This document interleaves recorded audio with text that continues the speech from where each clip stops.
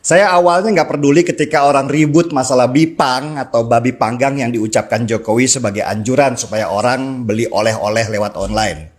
Itu masalah remeh-temeh sih, mirip dengan kancing jas, dialek Inggris Jokowi yang selalu dipermasalahkan oleh mereka yang memang tidak menyukainya.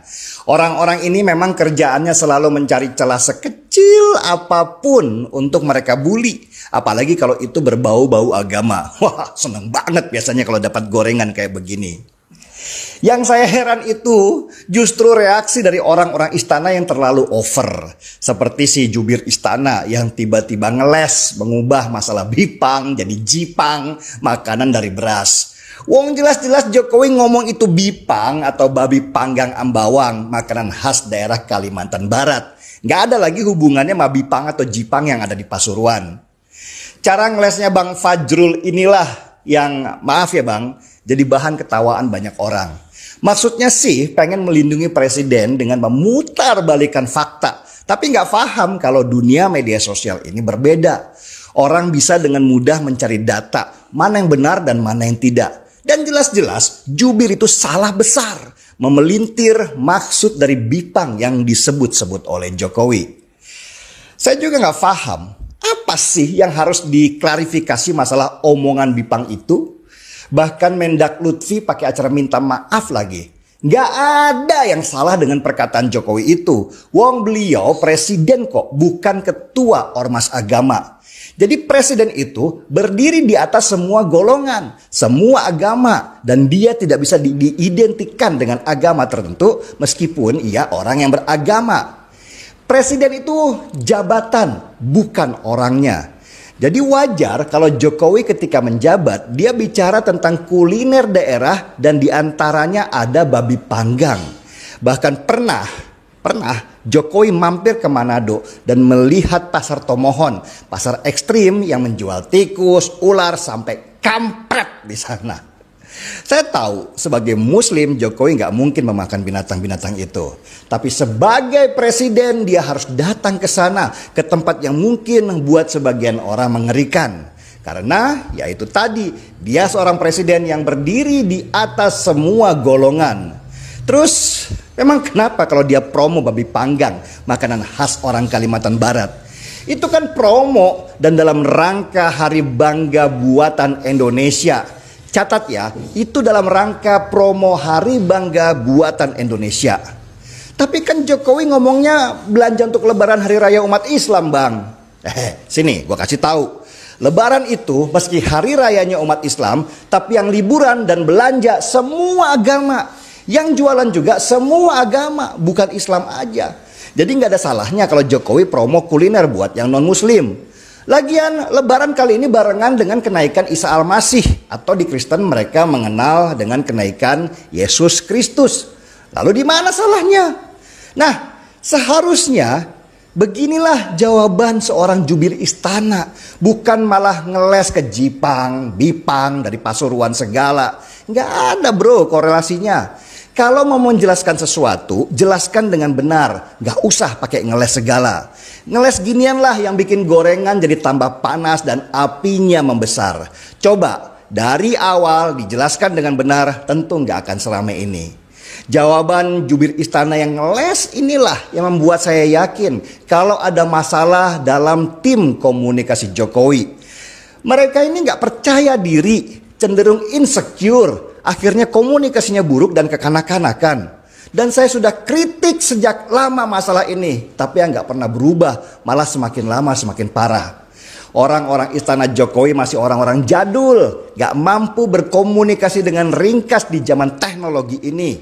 Proses komunikasi mereka terhambat oleh ketakutan mereka kalau program Jokowi akan menyinggung sebagian orang. Ada trauma di mereka kalau nanti pelintiran-pelintiran itu akan dijadikan senjata seperti yang pernah dilakukan ke Ahok dulu. Ya jelas beda lah. Isu agama nggak akan mempan ke Jokowi. Wong presidennya aja muslim, wapresnya muslim. Apa yang harus ditakutin? Lagian di zaman Ahok kan kelompok garis keras kayak FPI sama 212 itu lagi besar-besarnya. Kalau sekarang udah pada lembek kayak kancut basah. Apa sih yang ditakuti? Kayaknya nggak gagah gitu orang-orang istana. Wong lagi berkuasa aja takutnya segitu. Gimana nanti kalau nggak berkuasa lagi? Perbaikilah cara komunikasi kalian dengan benar. Rakyat ini memantau. Jangan sampai ketidakmampuan kalian berkomunikasi akhirnya jadi tudingan kalau itu karena presidennya yang tidak mampu. Masa gini aja harus gua yang ngajarin terus. Beginilah model komunikasi yang hancur kalau terus mengikuti irama genderang oposisi. Oposisi memang begitu, mereka akan selalu mencari celah untuk menyerang. Dan sesudah menyerang, mereka akan menunggu reaksi balasan apa yang diberikan.